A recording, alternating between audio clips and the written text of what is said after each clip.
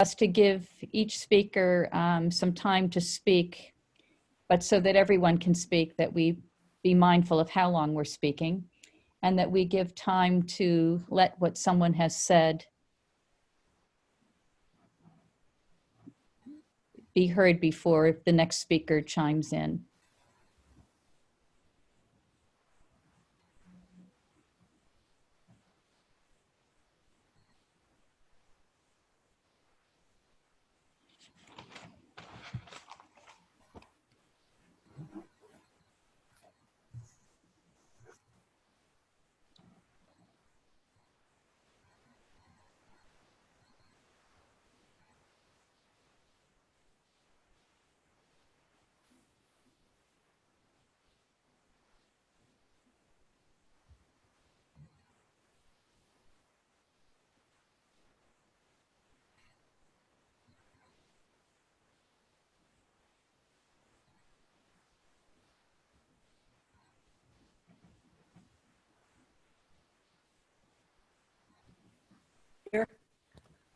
Could you say a little bit more about what question you want us to respond to? Well, there were some questions that went out in the mailing tonight on looking at systemic racism, particularly, and we're focusing particularly on policing.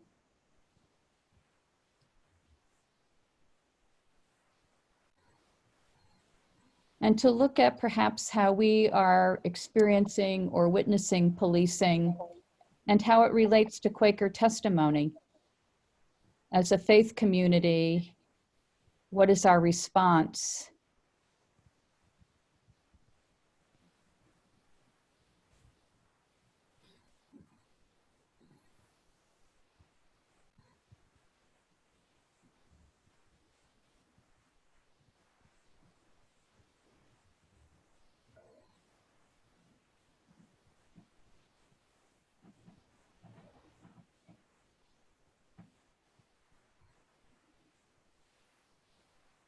Oh, Carl?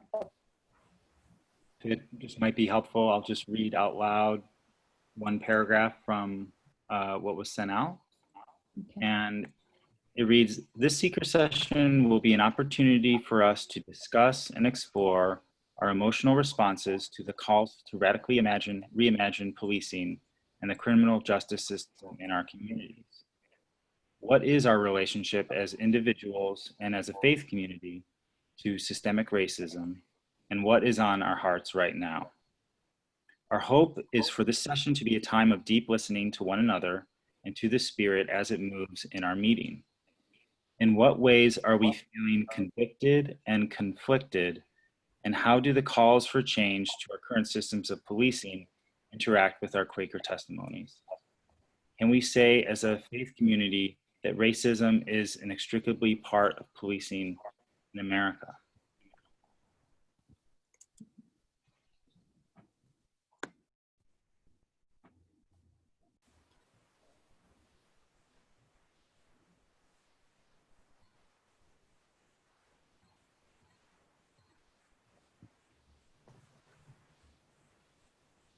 I'll take a little plunge here just to help us get going.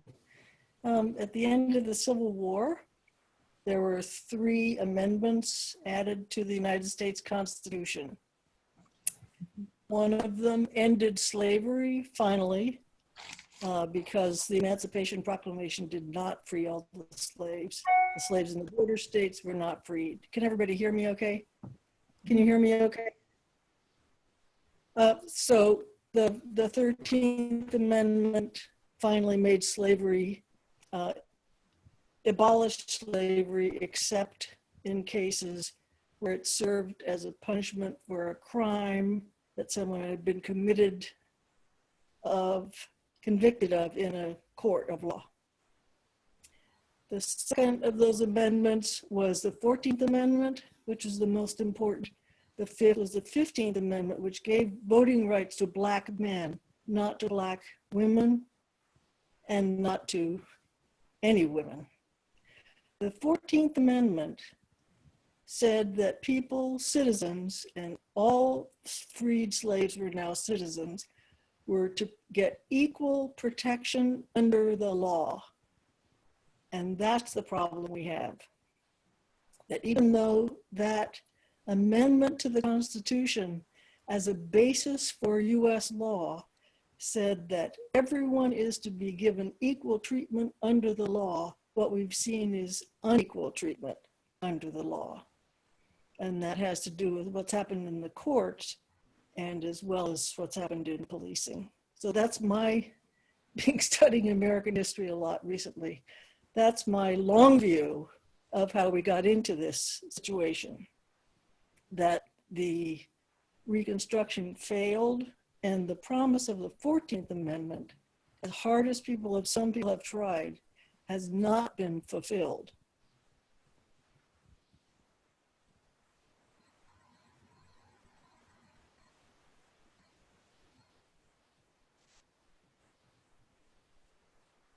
I'll go next. So thank you for that, James. That's really interesting.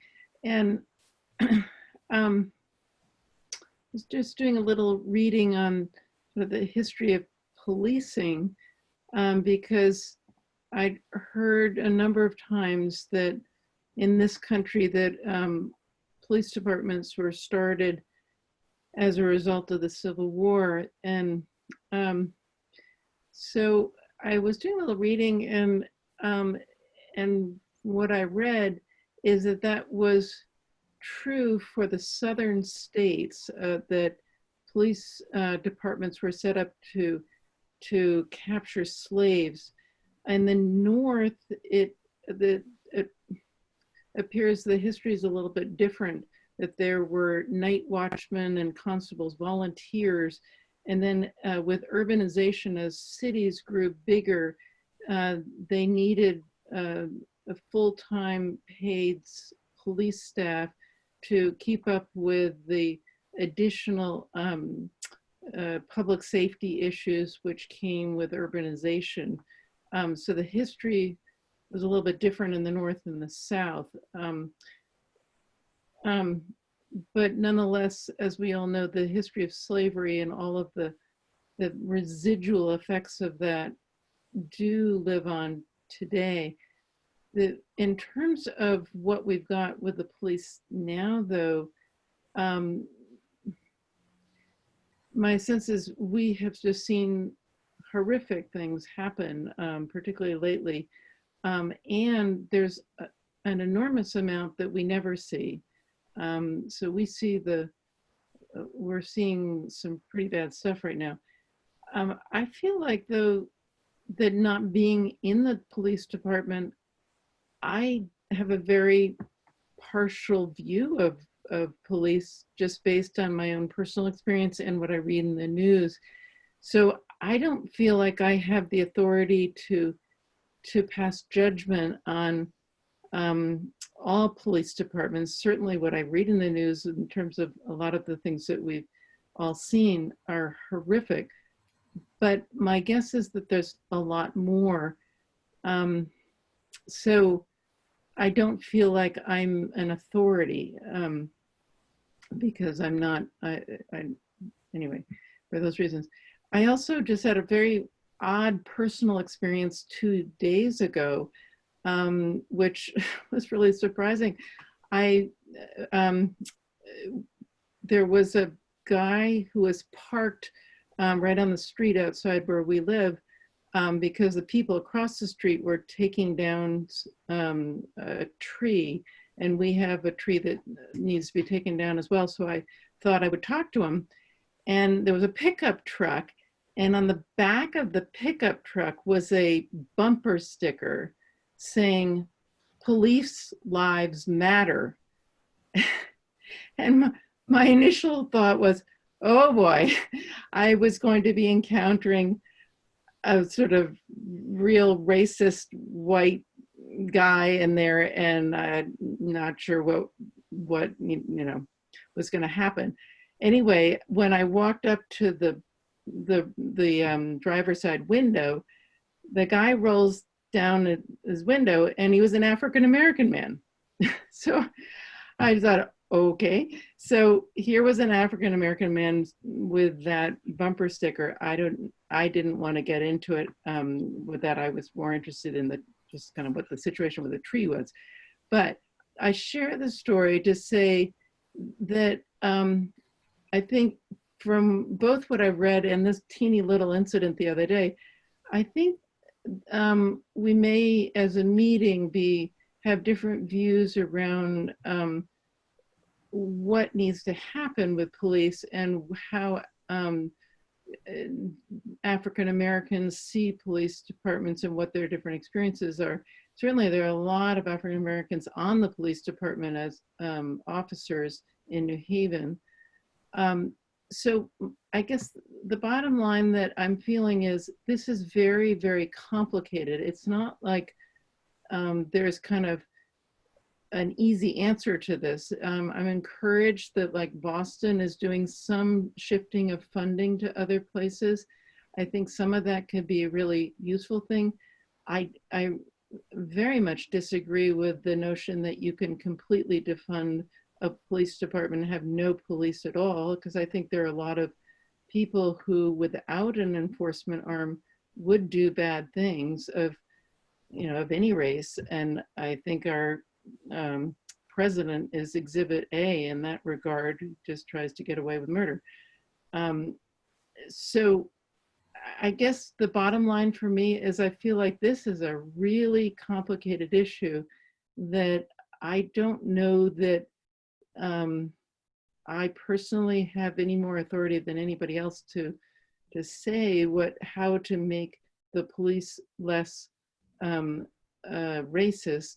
I do think there are a number of tactics that would be helpful that we talked about last time that I would love to see be considered. And I think if we are to do anything as a meeting, it would be very important to get unity, and that may be difficult in terms of just because it's such a complex issue. So anyway. Tonight, the focus is not on what we're going to do about the issue. That will come up in a subsequent seeker session. Right. And so it isn't about your authority necessarily. I think what we're looking at is what are our experiences? What are we witnessing? How are we feeling about what we are seeing? How do we feel about some of these calls for radical change? What makes us nervous? How do we feel somewhat responsible because the system has favored us? Because look around our room here, we are clearly not people of color. And so how have we been a part of this system wittingly or unwittingly? And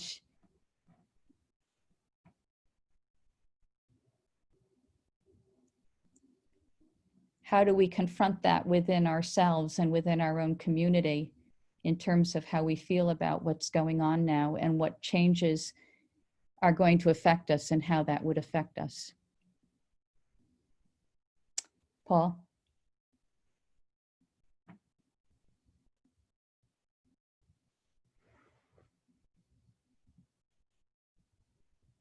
Paul, I can't hear you.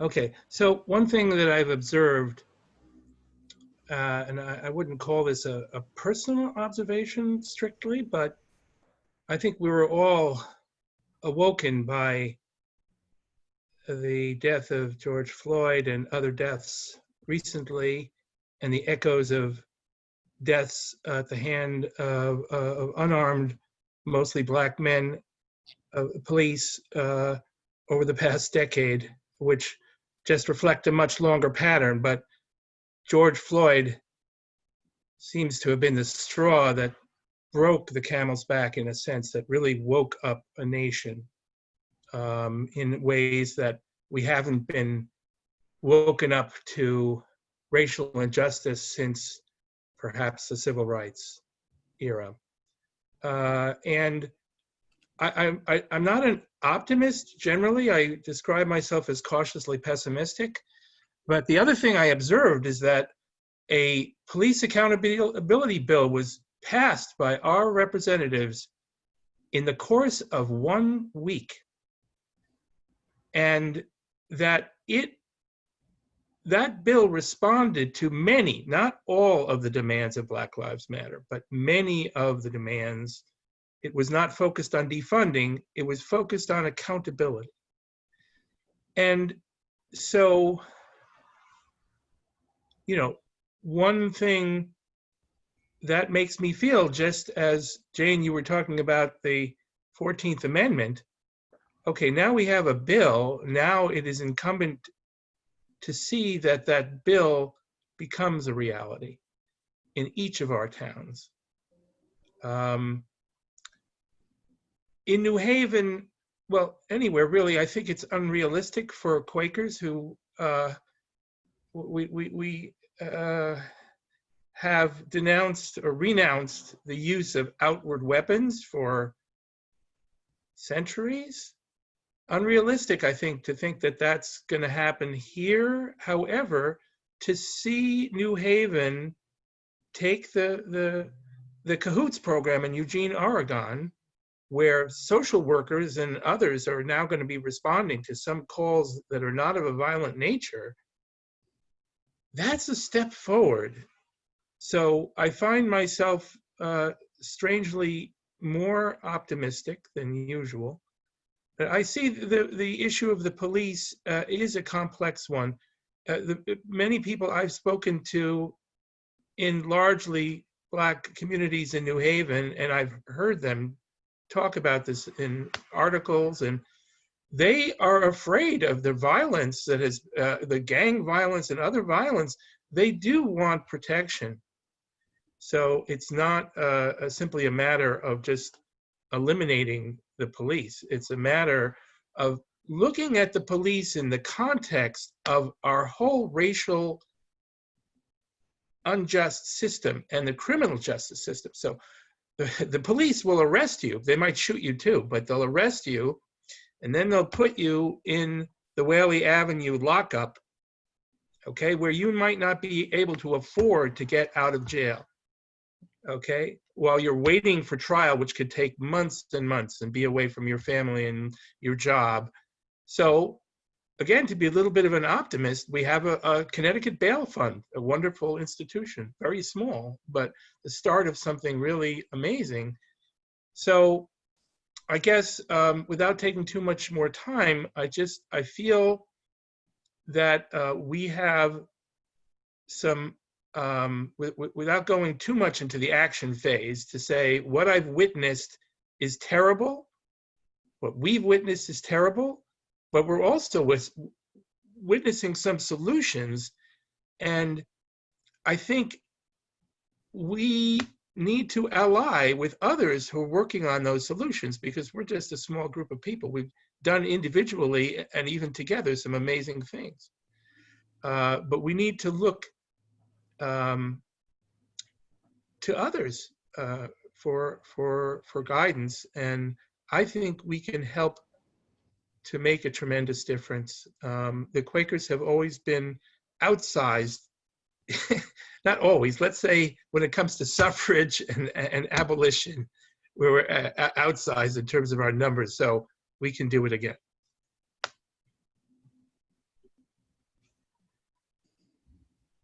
Maureen?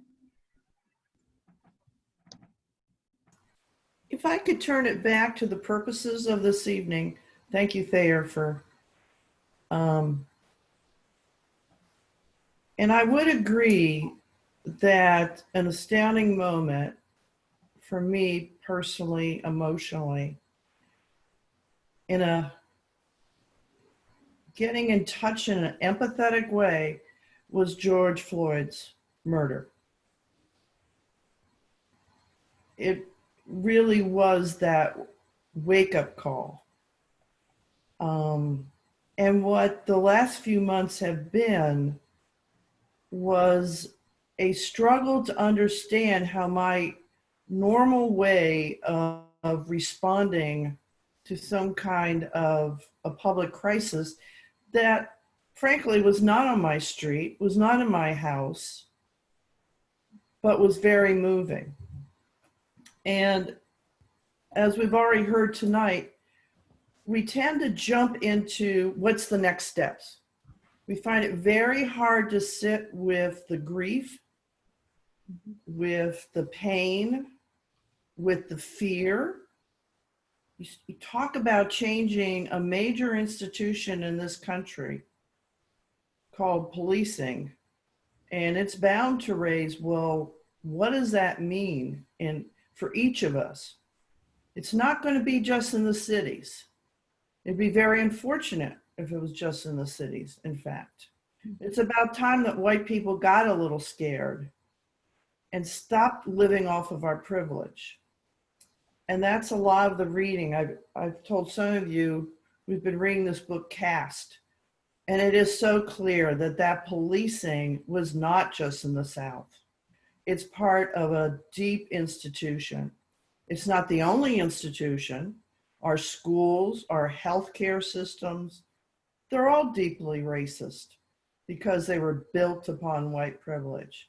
The difference is, as I heard on the PBS Frontline was, but cops carry guns. And so the systemic racism is just more powerful. So I just want to share that emotionally, that's what churns for me. I'm trying to get beyond living in my brain and doing intellectual studies and try and be empathetic. And there have been enough stories now that you just go, I can't imagine the cops pounding on our front door, bursting in and killing me as they did in Louisville. For better or for worse, the advent of all the videos now puts it, just like the Vietnam War was, right in our front rooms. So we're right to struggle with. It's emotions that get people to move, right? You don't change because it's a great intellectual argument. You change because emotions lead you to a deeper place.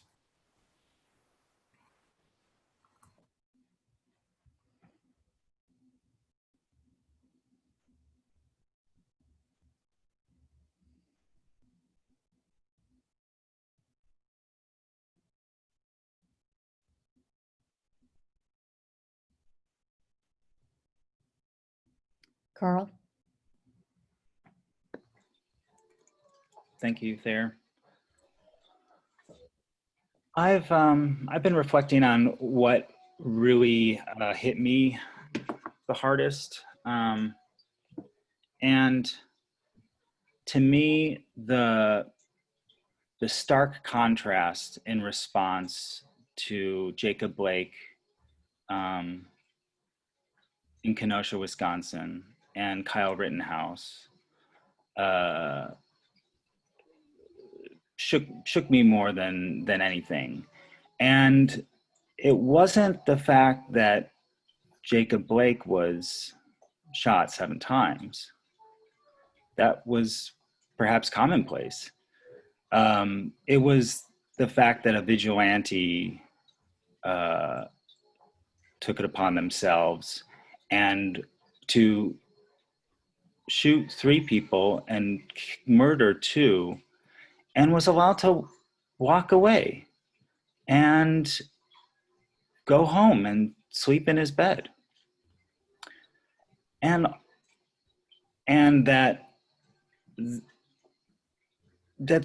is so clearly laying out the central inequity that is on display with policing in this country. And you know, I think about it. I'm fairly comfortable with understanding that this issue is not divided on racial lines. The the Black community is not a monolith, just as we are not a monolith, and we all have our own perspectives and views. And it was helpful for me to read that in the 60s, with segregation, that was not a clear-cut issue on racial lines. There were many that felt, well, actually, isn't it better that we're separated, and that came from whites and blacks alike, and that it's the central realization for me being that, oh, segregation is an issue of equity. Separate but equal is not equal. And in policing, and especially something as simple as a 911 call, we do not have equitable responses. I may feel safe calling 911 and understand that when people arrive, that they will do what they can to hear me and understand what the problem is and try to help me. But not everyone in this country has that privilege. And it's that central inequity that is the problem for me. And I think that it's not about individuals being racist or not, but about the internalized racism that guides our responses, but then also guides the systems that we operate within. So it has nothing to do with one police officer being better than another. We're all part of this system, and we have to accept that, even that it is operating right now and in our meeting, and it's not something external to us, but it is really in our core.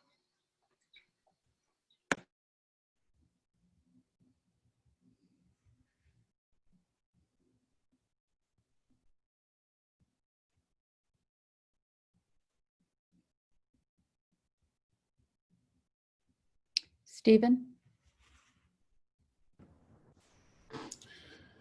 Thanks. In reflecting tonight in our quiet time, I thought, the death of George Floyd was not enough for me and what my heart is to change me enough to act. And the reason I know that is because I lived in New York when Eric Garner was killed in a very similar way, also filmed, also pleaded for his life, and also said, I can't breathe. And I cried, and I was angry. And I went about my life living in a predominantly Black neighborhood that's now very gentrified at this point. And as a New Yorker, in the kind of mid-2000s, it was post Rudy Giuliani, and I had certainly received the message that, the policing that happened under the Giuliani administration had cleaned up the city and had made it safe. And, everybody in my neighborhood who welcomed me in, invited me to every cookout, embraced me as a loving community, said that's when things for us got so much worse. And that was truly an eye-opener for me. I had literally never heard that narrative in my life as a young, white, early 20-something. And at that time, I was teaching writing at Brooklyn College. And when I would teach rhetoric or argumentation, I would always teach Martin Luther King's letter from Birmingham jail. And I would teach it primarily as a piece of writing, as a piece of rhetoric, as a piece of craft, because it is a remarkable document as a piece of craft. But, you know, as a person who has considered myself peaceful and nonviolent for years, and the core of that is what brought me back to considering myself a person of faith, believing that there is a message there that is deeply true, is what brought me to Quakerism. And teaching that document, I'm struck looking back at it, at how much the people he was responding to were not the Bull Connors of history, but were people quite like me, religious professionals, which I am. They were clergy persons who were white, many of whom were, given their Southern context at the time they lived, were pretty liberal, a few of them more conservative. And they all agreed with Dr. King about his ultimate end, but their two main complaints were his methods and the timing. It was too fast. So for the speed, Dr. King says in that letter, justice too long deferred is justice denied. And he gives this very powerful list of why this cannot wait. But then for the methods, what he says is that the hope of direct action, nonviolent direct action, is to create a tension that's inescapable. And listening today, Mary, when you said that you're not an authority, that really resonated with me, because I'm not either. And when I think about what then that means for me, it's almost a rule, it is a rule of faith for me, to not find myself being someone who said, wait, and to not find myself being someone who's avoiding tension. Because what it took me many years to understand for myself is I'm a very conflict avoidant person, and conflict avoidance in the face of injustice is not the same thing as peacefulness. So what that all means for me here and now in my community is, in the face of tremendous complexity, that I feel that it's my job to listen first to what the people in my life are telling me they need, particularly my Black and brown siblings. And then to not try to figure it out, to not use my privilege to come up with a solution, to not try to control the situation in what I think will be best in 10 years, but to follow a very simple rule.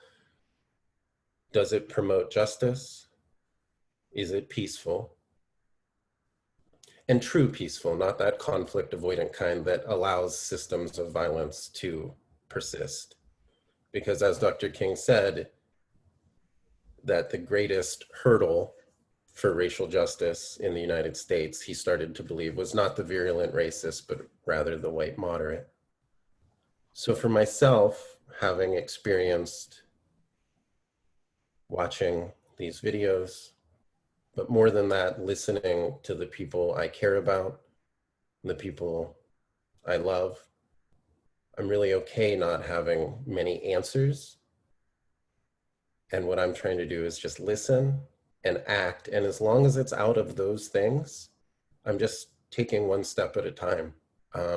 But all I know is I can't look back 5 years from now, 10 years from now, and say I was too frozen by how hard it was, or how scary it was, or how impossibly complex it was, or how I just wanted peace.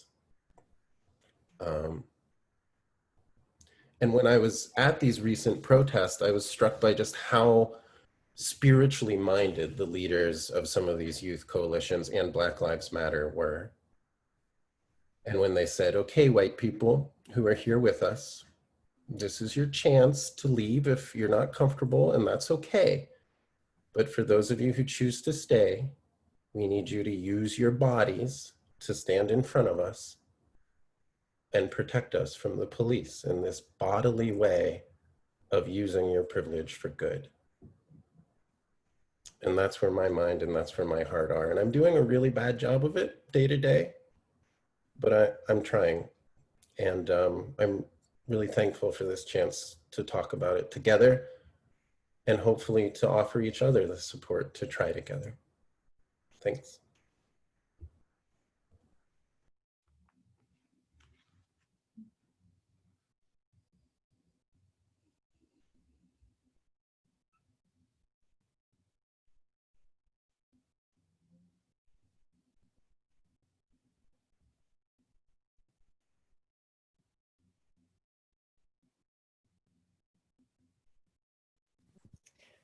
One of the things I love about Black Lives Matter is that they don't let people look away. Starting with in Ferguson, every single time an unarmed Black man and some women were killed by the police, they put it out there so everyone could see.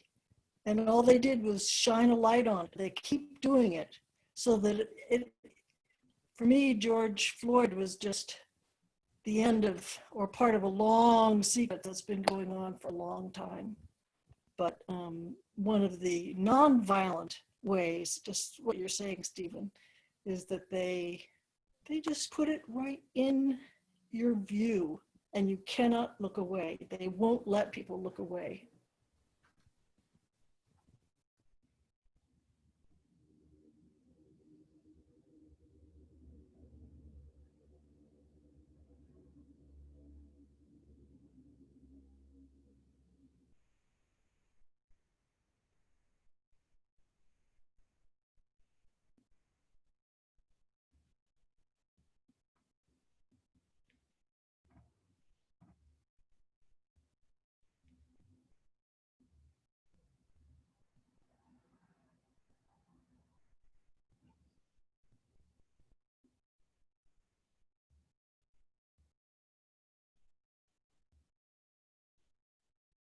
Tracy?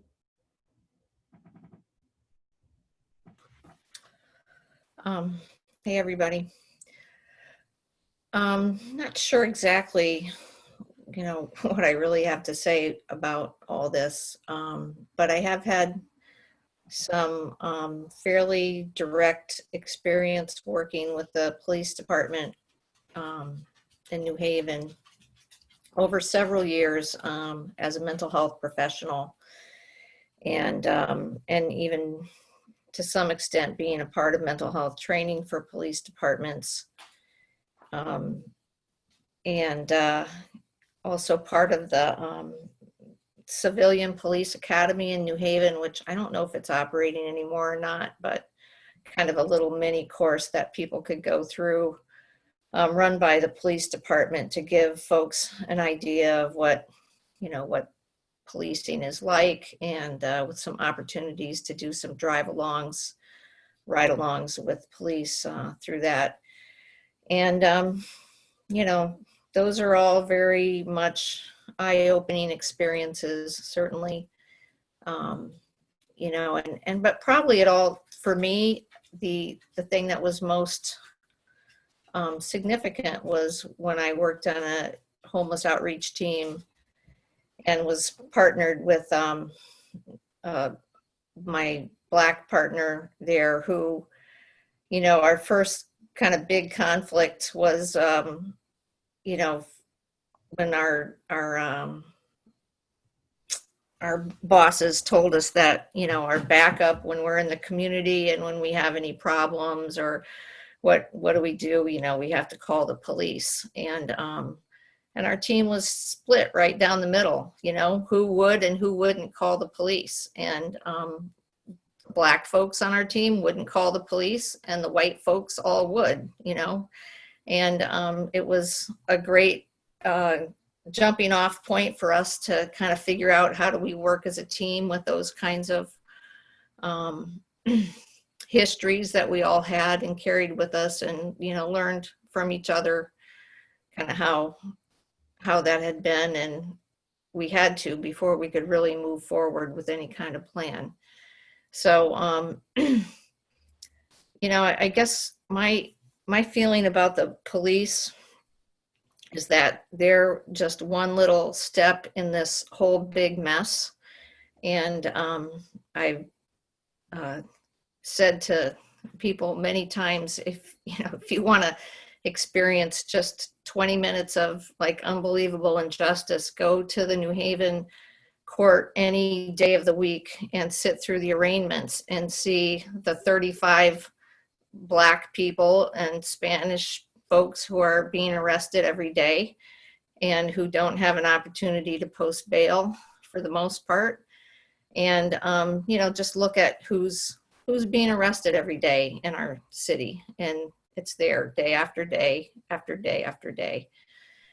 So what I kind of learned through my time working with the police is that they have a lot of discretion on how they can deal with situations that arise. Some have a lot of tools and can deal with conflict and mental health challenges and social problems fairly effectively. Many cannot. And the police department is just incredibly ill-equipped to deal with overall what the challenges are for the police in New Haven or in probably many cities on any given day. When I think about the training that the police officers have, I was shocked, I guess, that it's a very much a short-term technical training. There's not the same kind of training from one town to the next. There's, you think, oh my gosh, this is who is policing us? It's shocking. So, but for me, I guess I think of it as one kind of piece of all of this. I think someone else said this is systemic. It's not through just the police department. They're one aspect of it. And I was fortunate to work with and meet many good police officers who took their job to mean helping people, kind of regardless of who the person was, and who had great people skills. But I met just as many, if not more, who were horrendous. And, I never witnessed physical violence of someone, but, things that were definitely not acceptable. So I feel like police departments, from my experience, need to have a serious and shaking up about what they actually are charged to do. That there's lots of other potential people or ways to help the folks that need help on a day-to-day basis, that calls just kind of go into the police.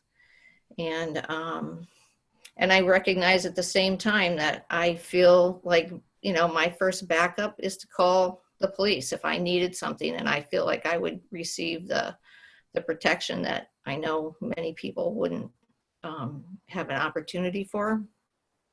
So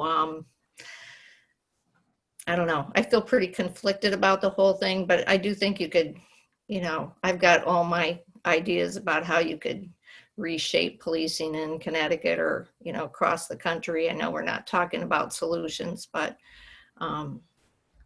it's clear what we're doing isn't working.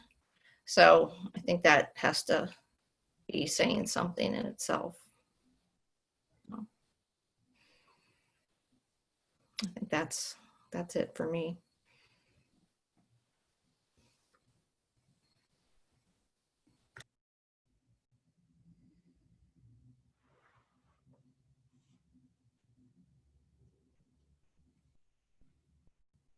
Bonnie?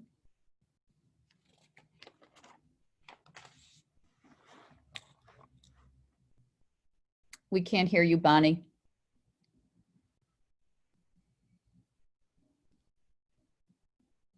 Bonnie, I don't think you're unmuted. So true, so true. These habits don't come easy. Since Jane said, look away, look away, look away. Don't let us look away. And what happened for me, and I was trying to listen, Tracy. I just kept hearing the song Dixie. Look away, look away, look away, Dixieland. And that's a Confederate song. And it says, I wish I were in the land of cotton. Old times there are not forgotten. Look away, look away, look away. And I've thought about it so differently after hearing what you were all sharing and having also been reading Cast. It's so deep. It's so unrecognized. The way that those longings still exist in our land for so many people. They long for that time of the past. And the looking away is what has happened for so long. And so not looking away, that just really, really sings out to me.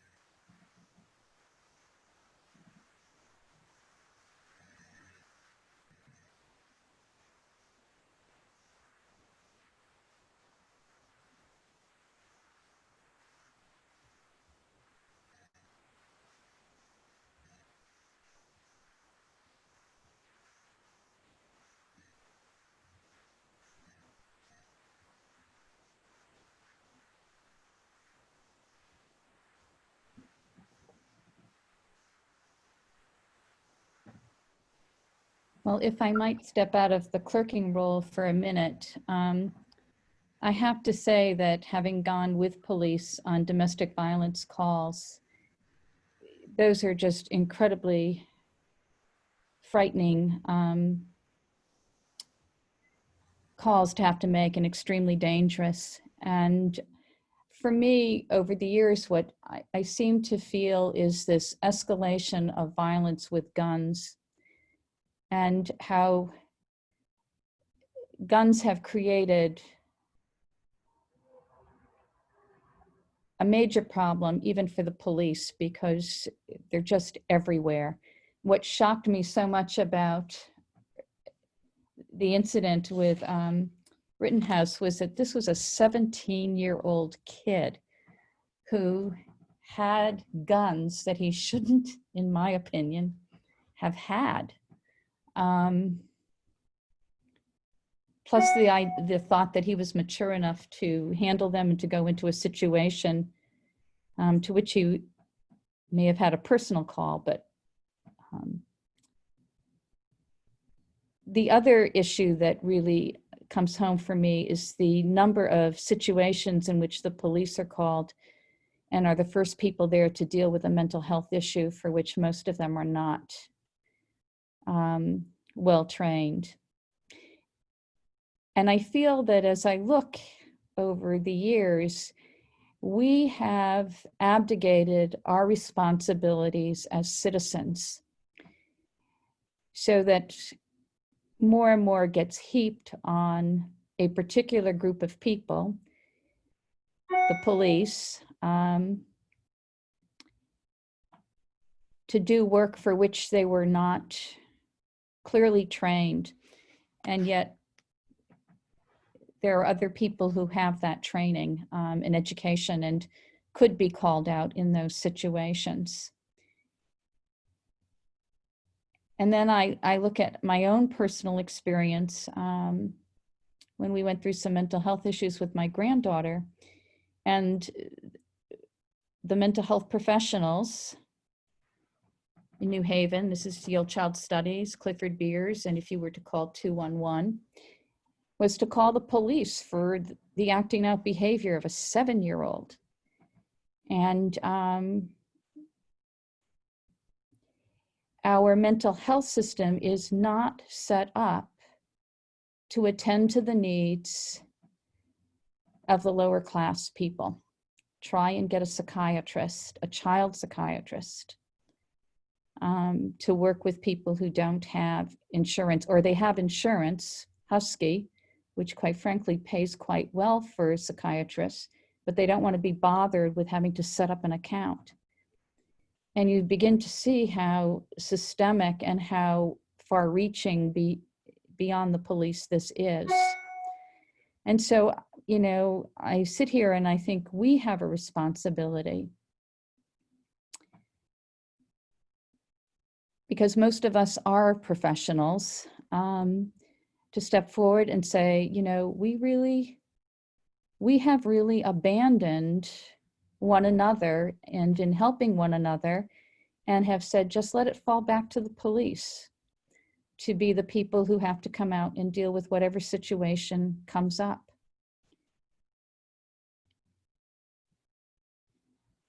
And to some degree, it's been easy because although I live in New Haven, I live in a neighborhood, while it's quite diverse and all, it's a nice neighborhood. So I'm not dealing on a daily basis with situations where I would necessarily call the police.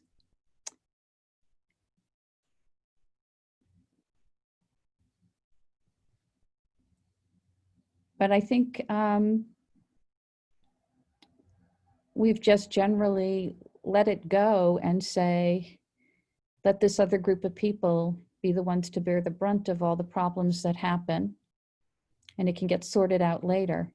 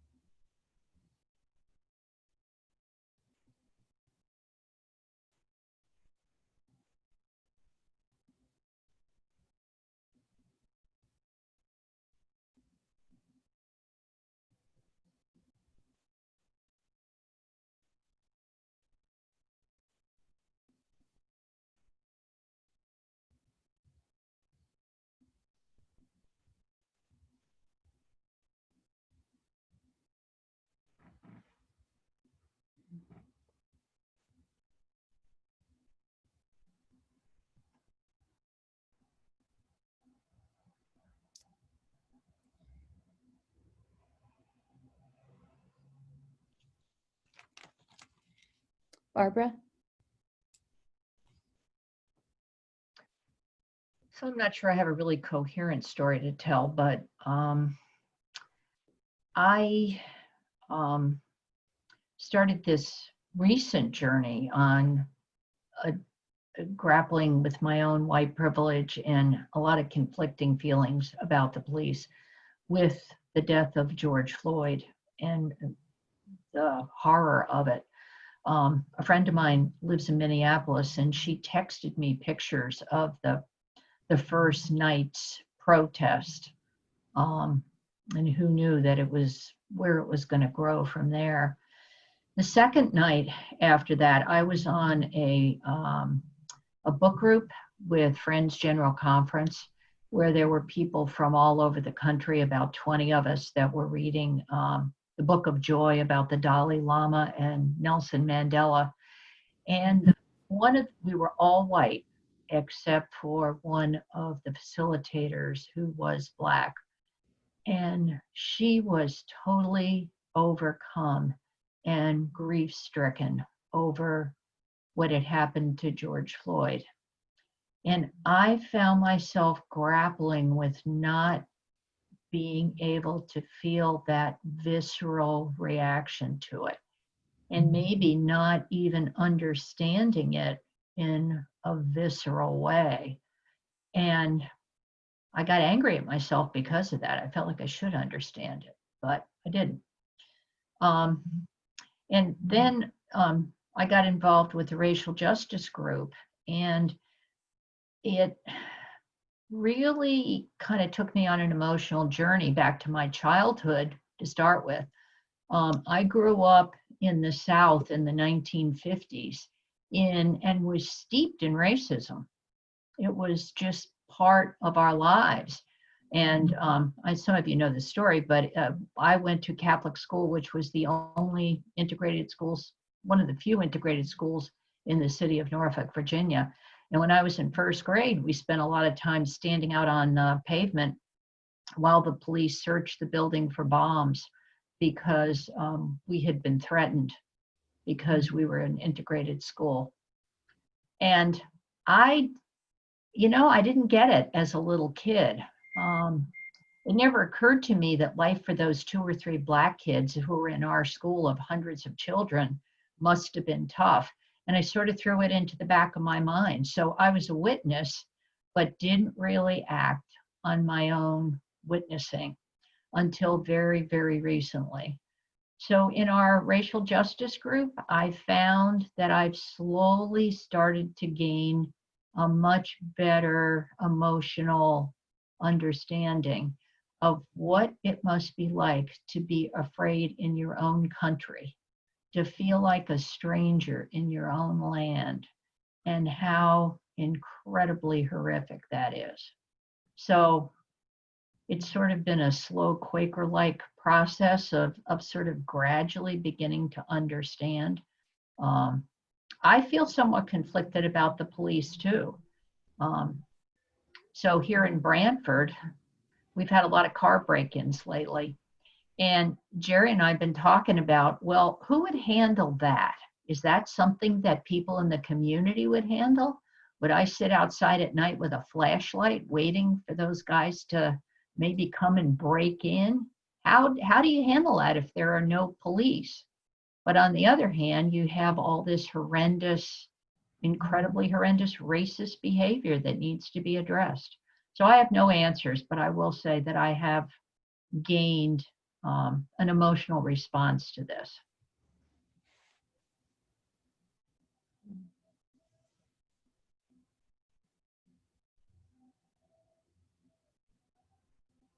Brandon? Have a rather non-linear sort of set of things that I have been thinking about sharing. One thing I think, so I started coming to these Zoom sessions immediately sort of after the killing of George Floyd. And I did that as part of a move to relearn how to listen, and to listen in a way that wasn't just hearing a bunch of noise. And so one of the things that I did was get off Facebook and social media, and then start coming to these Quaker meetings where I had this kind of, space given to me to be quiet in not just in grief or emotion, but sort of quiet in a sense of sort of political injustice. And I think, one of the things that I often come back to is a feeling that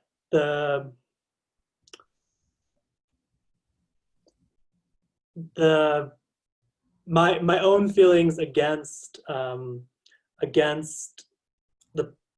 policing as an institution and as it's been created is about racism, and it's also about a general sense of really questioning the legitimacy of power, and sort of the right of any group of people to have a power over other people, and whether that be based on race or not. And I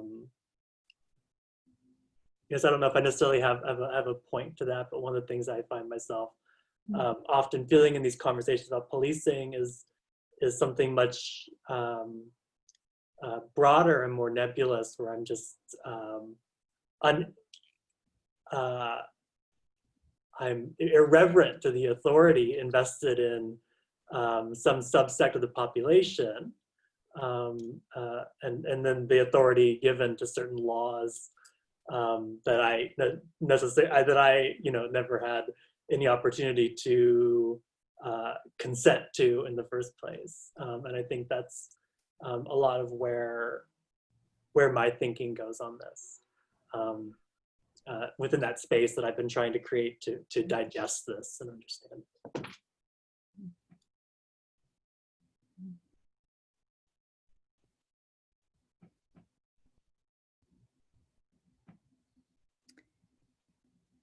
So friends, it is 9:15, and we were looking at probably concluding around 9:30. And we've certainly had a wide range of thoughtful experiences and observations shared.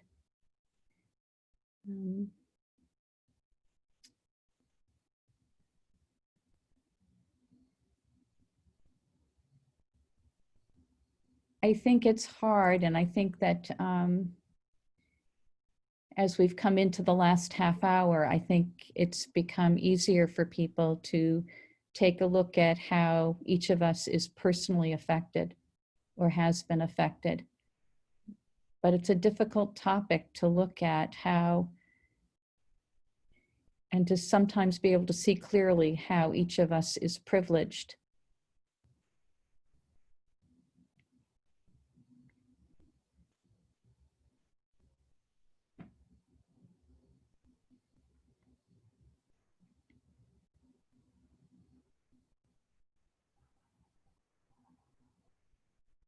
Anne?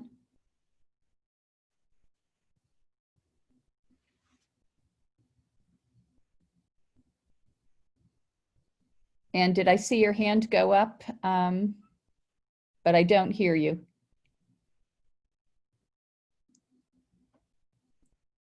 I can't hear you. Can you unmute? We can't hear you, Anne.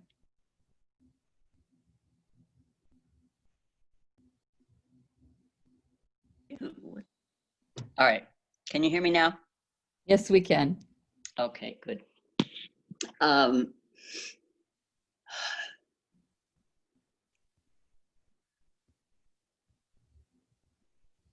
Talking about and thinking about privilege, one of the books that several of us read this past year was a book called White Fragility, and it's written by a white woman who's been kind of a trainer and I don't know, group leader about race and racism and white privilege for like 20 years. So, and she's white, and she wasn't directing anything that she said really in this book toward non-white people.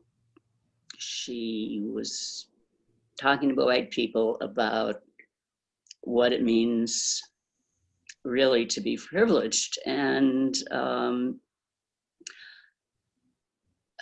you know, I've been protesting about racism since I was about 11 years old, 11 or 12.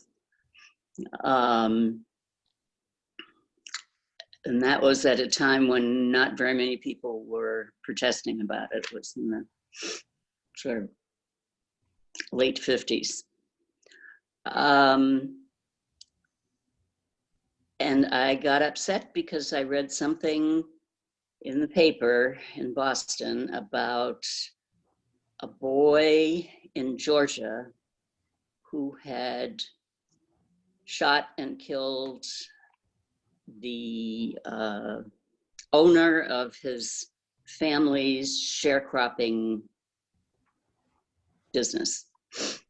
He got into an argument with this man and was very, very angry, went home, got a shotgun, and came back and shot the guy. But he was only about 12 years old.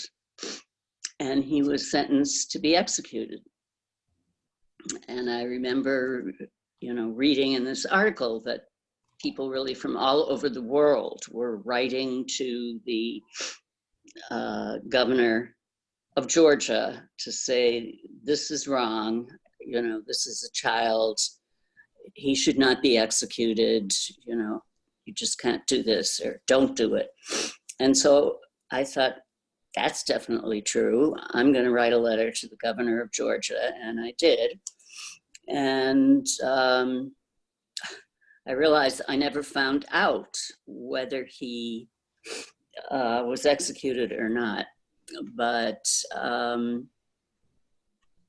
that was the first time it occurred to me to sort of take an action about racism. And so I was maybe 10 or 11, and now I'm 74. And things have not changed very much at all in all those years.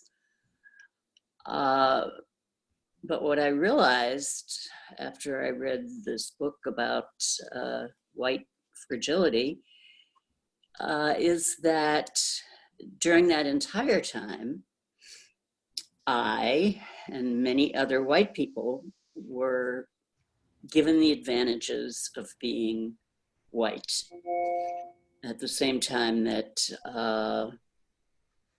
many non-white people were suffering all kinds of indignity and unfairness and violence and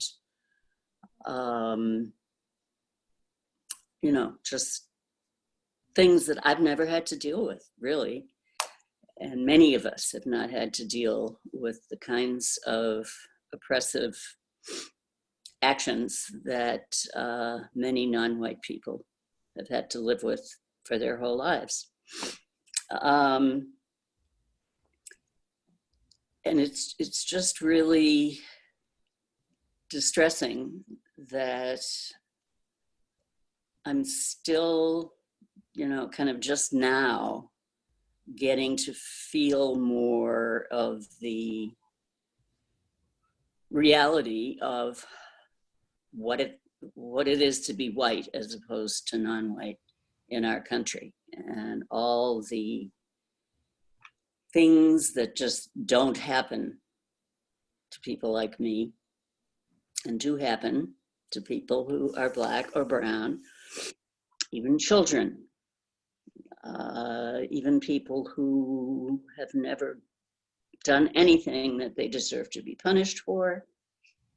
They've had to suffer, and I haven't.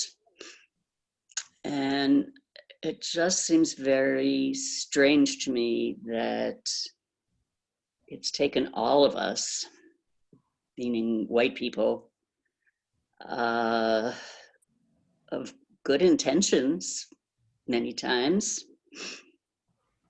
all this time, and we still don't really get it.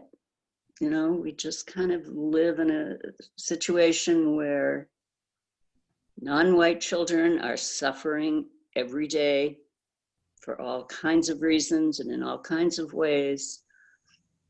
And we deplore it, and we say we don't agree with it, or we don't want to see it continue to happen, but we go on with our lives just as we always have.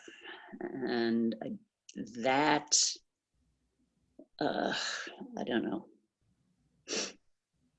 sort of dualism, or I don't know what to call it, but I'm having a very hard time dealing with it, knowing how to think about it. Even if I don't try to think about how to make it different, it just is very distressing to realize how long, just in my lifetime, this problem has persisted and we haven't really done anything about it.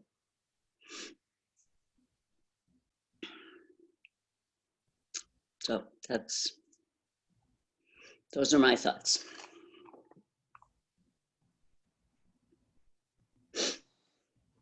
Now, this is-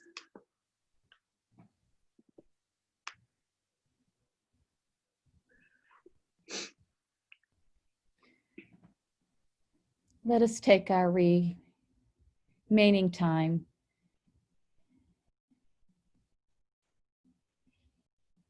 to be in silence and to sit with the sharing that I'm so grateful for each of you to have given tonight.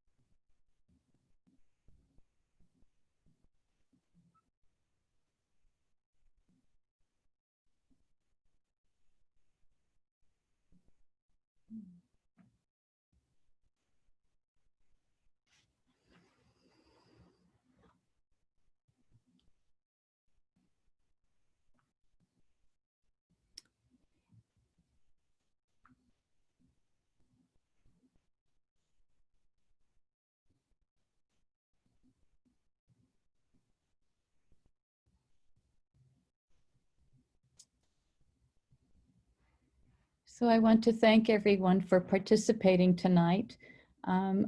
We will be having a follow-up seeker session. I don't know if you wanted to say anything about that, Carl, before we conclude tonight, or? Sure. Just that this Sunday we will propose some dates for the third seeker session, where we will